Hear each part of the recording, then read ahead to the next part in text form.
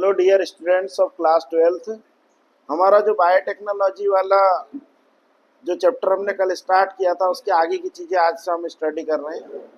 आज मैं आपको जो पढ़ा रहा हूँ, यदि आपने ये समझ लिया तो यूँ मान के चलना आपको पूरी यूनिट समझ में जाएगी। ये वाला चैप्टर तो आ ही जाएगा, इसके बाद जो अगला वाला जो चैप्टर है वो भी आपको कंप्लीटली समझ में आ जाएगा। मतलब ये जो आज हम जो समझ रहे हैं, ये इस चैप्टर की मेन थीम है। मतलब जो मैं आपको आज डायग्राम बनाकर समझा रहा हूँ वो इस बायोटेक्नोलॉजी के प्रिंसिपल और प्रोसेस और इसका पूरा मेन थीम है ये। तो इसको आप बहुत ध्यान से समझेंगे।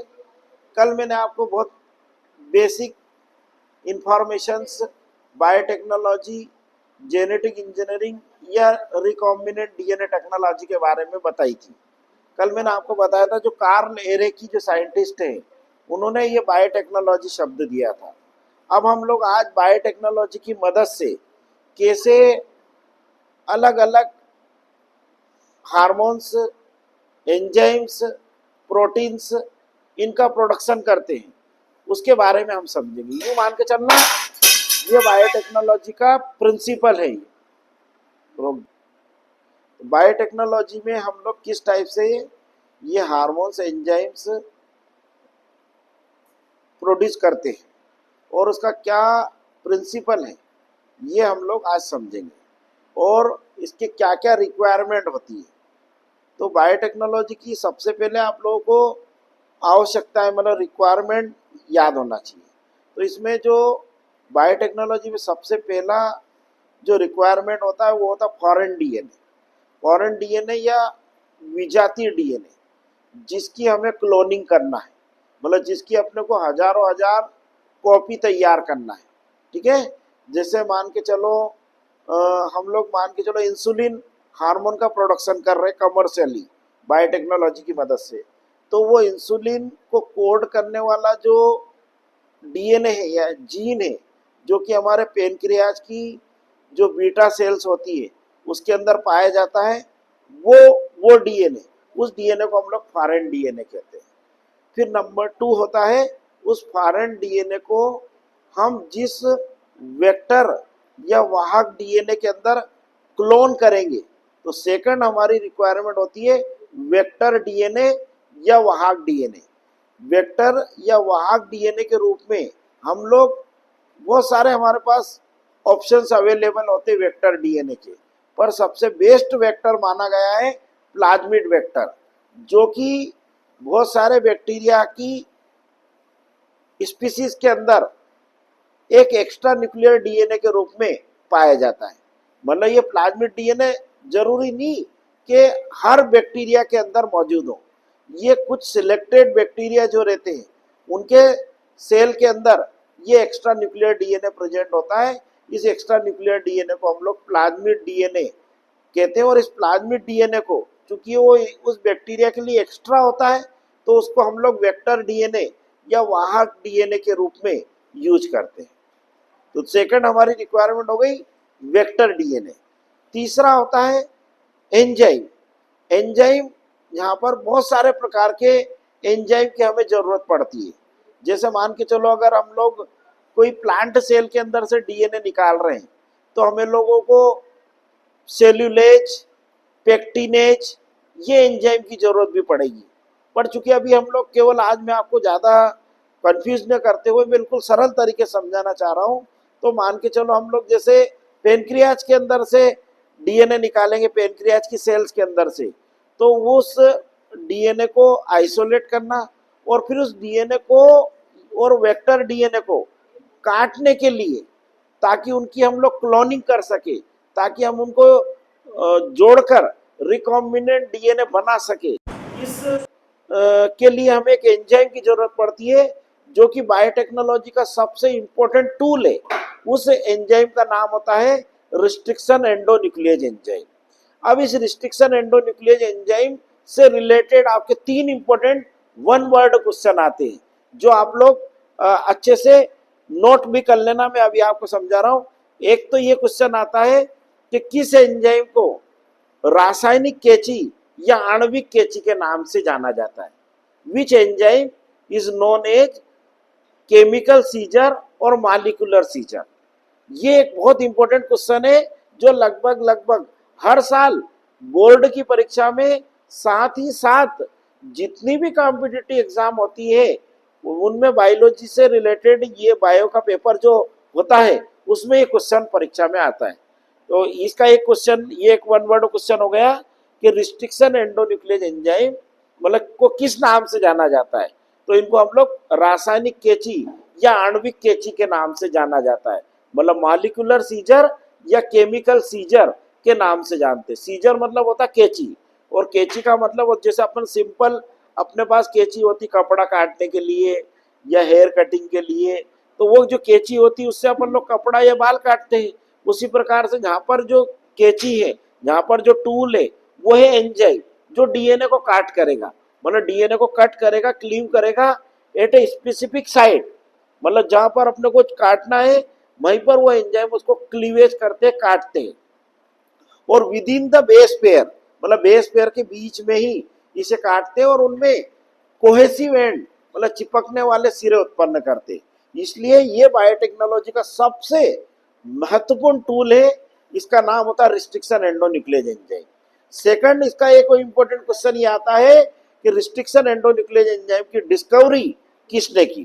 तो रिस्ट्रिक्शन एंडोन्यूक्लियस एंजाइम जो है उनको बैक्टीरिया के अंदर से 3-4 साइंटिस्ट लोगों ने मिलकर खोजा था। तो उनमें 3-4 साइंटिस्ट, बहुत बार क्या होता है मल्टीपल चॉइस क्वेश्चन आता है तो उसमें इनमें से चारों में से कोई एक साइंटिस्ट का नाम आ सकता है। तो मैं आपको चारों साइंटिस्ट के नाम बता रहा हूँ। सबसे पहला जो साइंटिस्ट है बोयर, ये भी आ सकता नाम, ठीक है। उसके बाद स्मिथ, उसके बाद है नाथन और एक आर्बर। तो ये 4 साइंटिस्ट है which are associated with the discovery of restriction endonuclease enzyme. कौन कौन से 4 साइंटिस्ट है? बोयर, स्मिथ, नाथन और आर्बन। ये चारों साइंटिस्ट ने मिलकर रिस्ट्रिक्शन एंडोन्यूक्लियस एंजाइम की डिस्कवरी की थी। और रिस्ट्रिक्शन एंडोन्यूक्लियस एंजाइम क्या काम करते हैं? ये हमारे फॉरेन डीएनए और वेक्टर डीएनए को एक निश्चित स्थल पर काटते हैं, ठीक है। फिर उसके बाद चौथा हमारा इंपॉर्टेंट रिक्वायरमेंट होता है कि जब हम डीएनए को क्लीव्ड कर देंगे, काट देंगे, उसके बाद उन दोनों फॉरेन डीएनए और वेक्टर डीएनए को हम लोगों को लाइगेट करना है, मतलब उनको जोड़ना है। और जोड़ने के बाद यदि उनके बीच में कोई गैप रह जाता है तो उस गैप को भरने का काम डीएनए लाइगेज एंजाइम करता है। इसलिए डीएनए लाइगेज को हम लोग जॉइनिंग एंजाइम कहते हैं। ये डीएनए लाइगेज एंजाइम के बारे में तो मैं आपको डीएनए रेप्लिकेशन जब मैंने आपको पढ़ाया था, और डीएनए रेप्लिकेशन में जब मैंने बताया था कि डीएनए के एक स्ट्रैंड पर डिसकंटिन्यूअस रेप्लिकेशन होता है, असतत द्विगुणन होता है, और वो ओकाजाकी फ्रेगमेंट के रूप में होता है। उन ओकाजाकी फ्रेगमेंट्स को जोड़ने का काम आपका डीएनए लाइगेज एंजाइम करता है। तो डीएनए लाइगेज एंजाइम क्या काम करेगा? उन फॉरेन डीएनए और आपका वेक्टर डीएनए को जोड़ने का काम करेगा। उसके बाद जो है आपका एक कोई स्पेसिफिक होस्ट जिसमें हम लोगों को, जिसमें हम उस जो अपना आरडीएनए बनाएंगे, उस आरडीएनए को वापस हम जीन ट्रांसफर के द्वारा उसे डालेंगे। तो एक होस्ट की भी जरूरत पड़ेगी। और यदि होस्ट ना हो तो हम लोगों के पास आज एक पावरफुल मशीन अवेलेबल है। उस पावरफुल मशीन का नाम होता है पीसीआर, पॉलीमरेज चेन रिएक्शन। उस पीसीआर के द्वारा भी हम लोग उस रिकॉम्बिनेंट डीएनए जिसको हम लोगों ने बायोटेक्नोलॉजी की मदद से बनाया है, प्रिपेयर किया है, उस बायोटेक्नोलॉजी की मदद से उस रिकॉम्बिनेंट डीएनए को बहुत ही शॉर्ट पीरियड ऑफ टाइम में उसके हम लोग मल्टीपल कॉपीज तैयार कर सकते हैं। और उस टेक्निक का नाम होता है आपका पीसीआर, पॉलीमरेज चेन रिएक्शन, जिसकी डिस्कवरी केरी मुलिस नामक साइंटिस्ट ने की थी, ठीक है। तो ये भी एक क्वेश्चन है, पीसीआर का पूरा नाम लिखिए, जो अभी हम लोग इस चैप्टर में आगे जाकर पढ़ेंगे। ये भी बायोटेक्नोलॉजी की एक टेक्निक है। और पीसीआर का फुल फॉर्म होता है पॉलीमरेज चेन रिएक्शन, और इसके डिस्कवरर थे केरी मुलिस। कौन से साइंटिस्ट ने खोजा था इसको? केरी मुलिस ने। तो ये आपका बायोटेक्नोलॉजी के इंपॉर्टेंट टूल्स हो गए। बायोटेक्नोलॉजी के इंपॉर्टेंट टूल्स कौन कौन से हो गए? पहला टूल है आपका फॉरेन डीएनए, सेकंड है आपका वेक्टर डीएनए, तीसरा है आपका रिस्ट्रिक्शन एंडोन्यूक्लियस एंजाइम, चौथा आपका डीएनए लाइगेज एंजाइम, और पांचवा है आपका स्पेसिफिक होस्ट सेल। और ये होस्ट सेल या तो वही बैक्टीरिया जिसमें से हमने वेक्टर डीएनए को निकाला ई कोलाई, उसी को यूज कर सकते हैं हम लोग, या कोई ईस्ट सेल को कर सकते हैं, या कोई एनिमल सेल को भी यूज कर सकते हैं, या कोई प्लांट सेल को भी यूज कर सकते हैं। जो भी आपके पास अवेलेबल हो उस होस्ट सेल के अंदर हम लोग जीन ट्रांसफर करते हैं।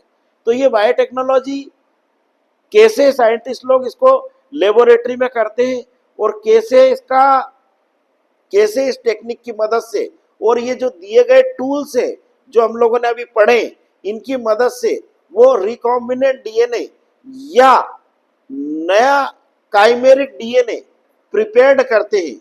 उस टेक्निक को ही बायोटेक्नोलॉजी या जेनेटिक इंजीनियरिंग या रिकॉम्बिनेंट डीएनए टेक्नोलॉजी या जीन क्लोनिंग कहते हैं। तो इसके मल्टीपल नेम से तो कंफ्यूज नहीं होना है। बायोटेक्नोलॉजी को ही जेनेटिक इंजीनियरिंग कहते हैं, इसी को रिकॉम्बिनेंट डीएनए टेक्नोलॉजी कहते हैं, इसी को जीन क्लोनिंग कहते हैं। तो ये सारे कॉन्सेप्ट एक ही है, बट आपको बस केवल उसका प्रिंसिपल समझ में अगर आ गया तो आप लोगों के लिए चैप्टर बहुत ही ईजी हो जाएगा। तो ये जो मैंने आपको टूल्स बताए, इन टूल्स का कैसे यूज होता है और इनकी मदद से कैसे हम लोग रिकॉम्बिनेंट डीएनए या काइमेरिक डीएनए, रिकॉम्बिनेंट डीएनए का एक नाम होता है सीडीएनए या काइमेरिक डीएनए, वो कैसे हम प्रिपेयर्ड करते हैं, कैसे हम बनाते हैं, उसका मैं आप लोगों को डायग्राम के द्वारा समझा रहा हूं। तो आप लोग इसको ध्यान से समझेंगे। देखिए आप लोग, ये हमारा ई कोलाई बैक्टीरिया है। ये बैक्टीरिया ई कोलाई बैक्टीरिया होता है। इस बैक्टीरिया की सबसे बड़ी खासियत क्या होती है कि ये हमारी इंटेस्टाइन में ही पाया जाता है, हमारे हाथ में पाया जाता है। हमारी जो लार्ज इंटेस्टाइन है, हमारी जो बड़ी आंत है, उसका एक भाग होता है कोलान। उस कोलान वाले पार्ट में ये बैक्टीरिया पाया जाता है। इसका पूरा नाम होता है एस्चेरिया कोलाई और शॉर्टकट में हम लोग इसको ई कोलाई कहते हैं।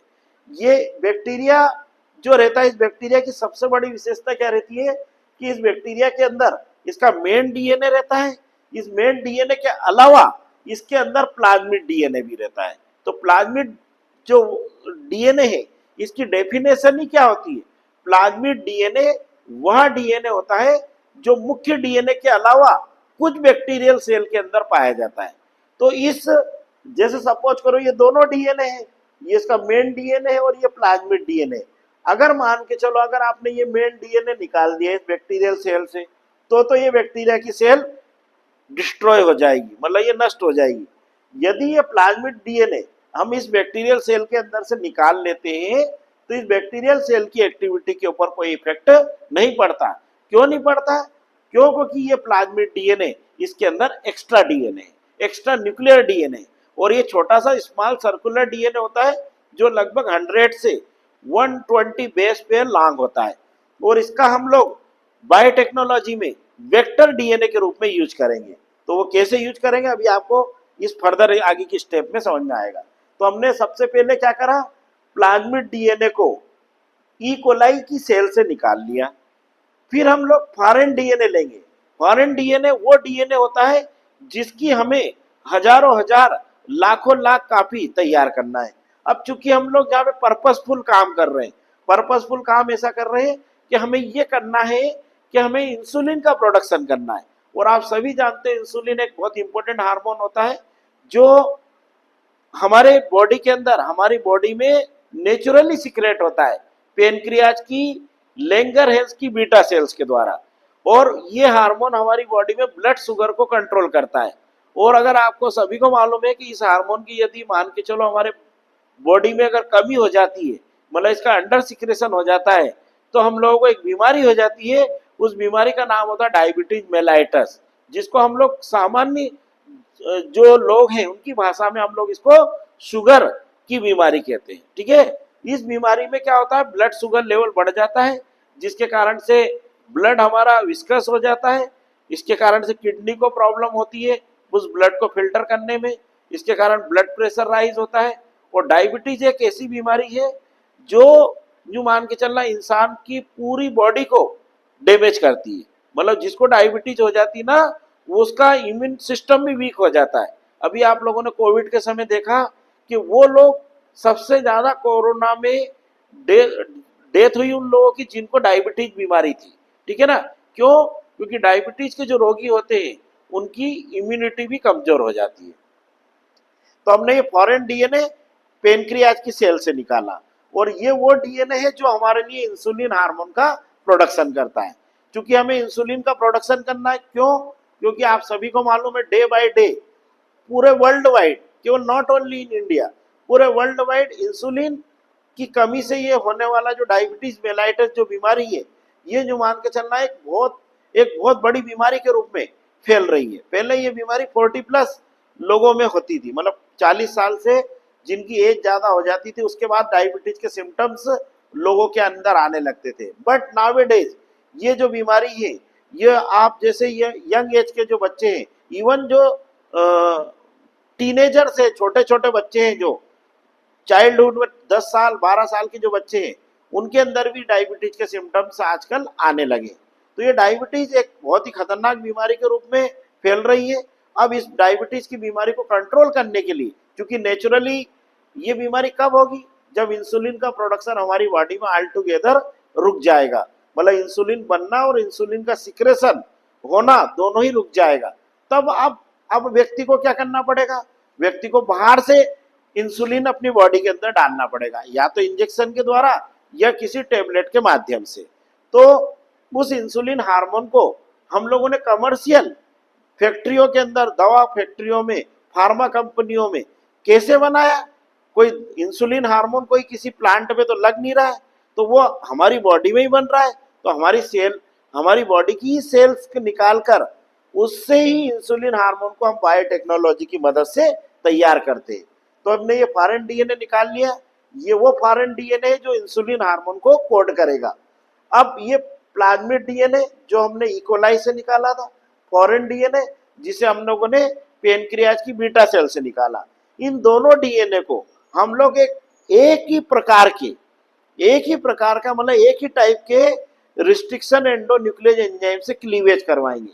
मतलब दोनों को ही एक ही प्रकार का रिस्ट्रिक्शन एंडोन्यूक्लियस एंजाइम डालेंगे, और वो रिस्ट्रिक्शन एंडोन्यूक्लियस एंजाइम इन दोनों डीएनए को, कौन कौन से दोनों डीएनए को?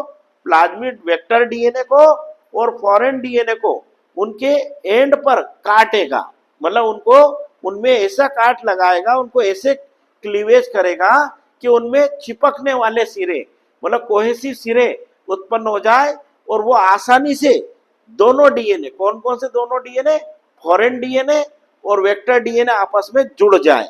तो इन दोनों को हम लोग इस एंजाइम की मदद से काट लगाएंगे। इस एंजाइम का नाम होता है restriction endonuclease enzyme. Restriction endonuclease enzyme के बारे में भी अगर आप डिटेल से पढ़ें तो ये भी बहुत सारे टाइप के होते हैं, ठीक है ना। पर मैंने अभी आपको कहा ना, मैं आज आपको ज्यादा कंफ्यूज नहीं कर रहा हूँ, मैं आपको बिल्कुल एक बेसिक प्रिंसिपल के द्वारा समझा रहा हूँ। तो ये रिस्ट्रिक्शन एंडोन्यूक्लियस एंजाइम हम लोगों ने जो कि 3 टाइप के होते हैं, और इनमें सबसे बेस्ट क्वालिटी का रिस्ट्रिक्शन एंडोन्यूक्लियस एंजाइम होता है RE second type, restriction endonuclease second type की। क्यों? क्योंकि ये वही डीएनए को काटते हैं जहां हमें आवश्यक होता है। वो बाकी जो restriction endonuclease enzyme first, restriction endonuclease enzyme third, वो डीएनए को उसके जहां पर हमें काटना है उससे 1000 बेस पेयर दूर काटते हैं। तो वो 1000 बेस पेयर डीएनए हमें अननेसेसरी ढोना पड़ता है। तो जहां पर ये वहीं पे विद इन दी साइट, मतलब लगभग जो रिकॉग्निशन साइट है, मतलब जो पहचान स्थल है, उस पहचान स्थल से 25 से 30 बेस पेयर दूर ये एंजाइम उससे फॉरेन डीएनए और वेक्टर डीएनए में काट लगाएंगे, जिससे इस प्लाज्मिड वेक्टर में और इस फॉरेन वेक्टर में आप देख रहे हो ये कोहेसिव सिरे उत्पन्न हो गए। ये कोहेसिव सिरे मतलब चिपकने वाले सिरे उत्पन्न हो गए। अब जैसे ये कोहेसिव सिरे उत्पन्न हो जाएंगे तो इसके बाद हम इन दोनों डीएनए को, कौन कौन से दोनों डीएनए को? प्लाज्मिड वेक्टर डीएनए को और फॉरेन डीएनए को लाइगेट करेंगे। लाइगेट मतलब दोनों को जोड़ेंगे, दोनों का लाइगेशन करेंगे। लाइगेशन करेंगे, जैसे लाइगेशन करेंगे तो उस लाइगेशन में यदि कोई गैप है तो उस गैप को भरने का काम डीएनए लाइगेज एंजाइम करेगा। तो DNA ligase enzyme joining enzyme कहलाता है, वो जोड़ने का काम करता है। और वो डीएनए लाइगेज एंजाइम हम अप्लाई करके ये हमारा आरडीएनए बन जाएगा। आरडीएनए क्यों बन जाएगा? क्योंकि अब इसमें फॉरेन डीएनए भी आ गया और प्लाज्मिड डीएनए भी आ गया, और इसी को हम लोग काइमेरिक डीएनए भी कहते हैं, ठीक है ना। और यही इसीलिए इस टेक्नोलॉजी का, बायोटेक्नोलॉजी का एक नाम रिकॉम्बिनेंट डीएनए टेक्नोलॉजी भी है, आरडीएन टेक्निक, ठीक है ना, शॉर्टकट में r DNA technology, small r और डीएनए जैसा अपन लिखते हैं, और हिंदी में पुनर्योगज डीएनए तकनीक कहते हैं इसको। और इसी का एक नाम बायोटेक्नोलॉजी है, इसी को हम लोग जेनेटिक इंजीनियरिंग कहते हैं।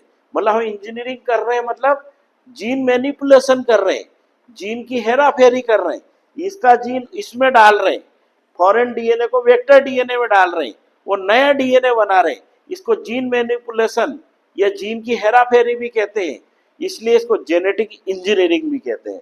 अब ये हमारा आरडीएनए बन गया। अब इस आरडीएनए बन तो गया, अब इसको हम लोग उसी या तो इसको हम लोग किसी एक मतलब उचित होस्ट के अंदर डालें, तो इसके लिए हम लोग वापस इस बैक्टीरिया में जिसमें से हमने प्लाज्मिड डीएनए को निकाला था, वापस उसी बैक्टीरिया में हम लोग इस आरडीएनए को डाल देंगे। इस प्रोसेस को हम लोग ट्रांसफॉर्मेशन कहते हैं, इसको हम लोग बोलते हैं जीन स्थानांतरण, ठीक है ना। जीन स्थानांतरण के बाद, जीन ट्रांसफर के बाद, अब ये अपना आरडीएनए इस बैक्टीरिया सेल के अंदर चला गया।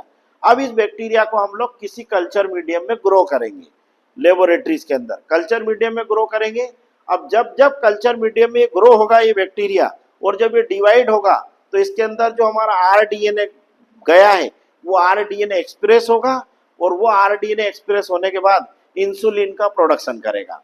उस इंसुलिन को हम लोग आइसोलेट करेंगे और उसको प्यूरिफाइड करेंगे और उसकी फिर पैकेजिंग करेंगे। मतलब इसमें फिर 3 चरण होते हैं।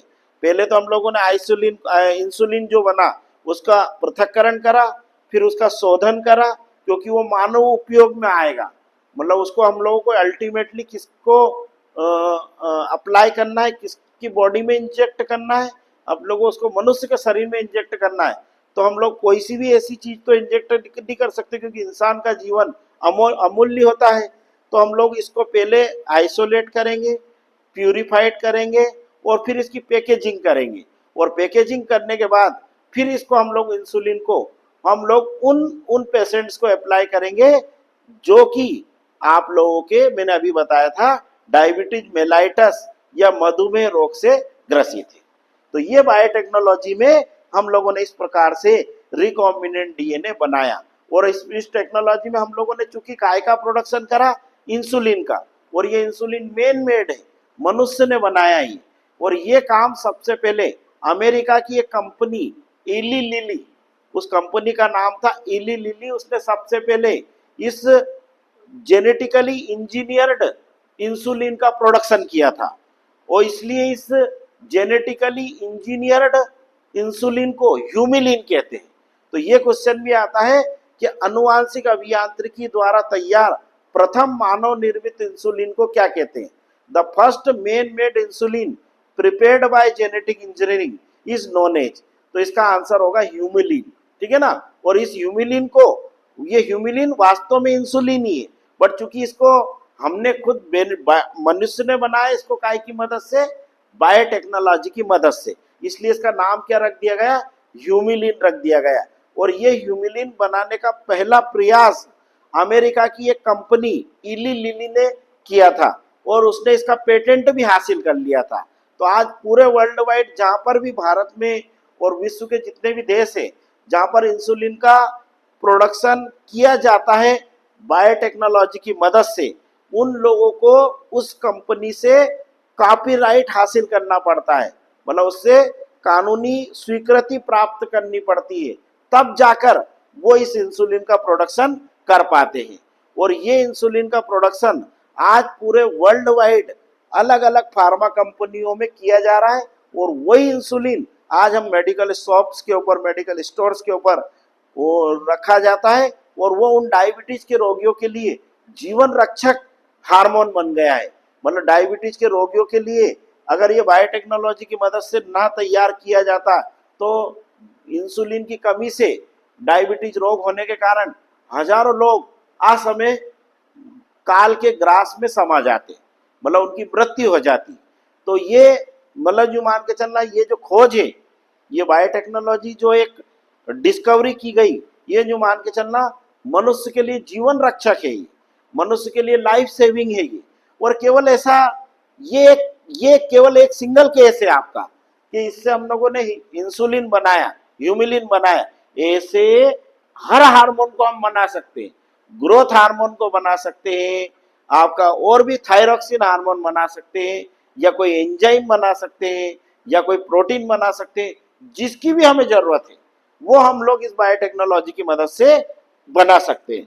तो ये बायोटेक्नोलॉजी का बेसिक प्रिंसिपल है। इस बेसिक प्रिंसिपल में क्या क्या चरण हुए?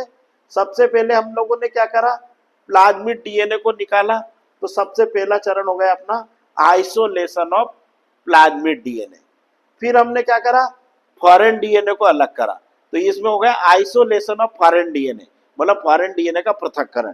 फिर सेकंड चरण क्या हो गया, क्लीवेज। क्लीवेज किसका, फॉरेन डीएनए और वेक्टर डीएनए, मतलब प्लाज्मिड वेक्टर और फॉरेन डीएनए दोनों का रिस्ट्रिक्शन एंडोन्यूक्लियस एंजाइम के द्वारा क्लीवेज करना। क्लीवेज करने के बाद कौन से एंड क्रिएट हुए इनमें, पेलिनोड्रोमिक एंड या कोहेसिव सिरे उत्पन्न हुए, चिपकने वाले सिरे। चिपकने वाले सिरे उत्पन्न होते हैं तो उनको पेलिनोड्रोमिक एंड कहते हैं। कभी कभी ये ब्लंट एंड भी हो जाते हैं, मतलब बोथरे सिरे। अब बोथरे सिरे अगर उत्पन्न हुए, वो ये, अब आपके दिमाग में प्रश्न खड़ा हो रहा होगा कि अभी तो मैंने कोहेसिव सिरे कहा था, अब मैं आपको ब्लंट एंड की बात कर रहा हूँ। तो ये डिपेंड अपॉन करेगा कि हम लोग किस रिस्ट्रिक्शन एंडोन्यूक्लियस एंजाइम का उपयोग क्लीवेज में कर रहे हैं। कुछ एंजाइम जो रहते हैं वो restriction endonuclease enzyme palindromic end create करते हैं, मतलब चिपकने वाले सिरे या कोहेसिव सिरे उत्पन्न करते हैं, और कुछ ब्लंट एंड करते हैं, ऐसे बोथरे सिरे। अब बोथरे सिरे तो जुड़ेंगे नहीं, तो उसके लिए हमें एक स्टेप एडिशनल बढ़ जाती है।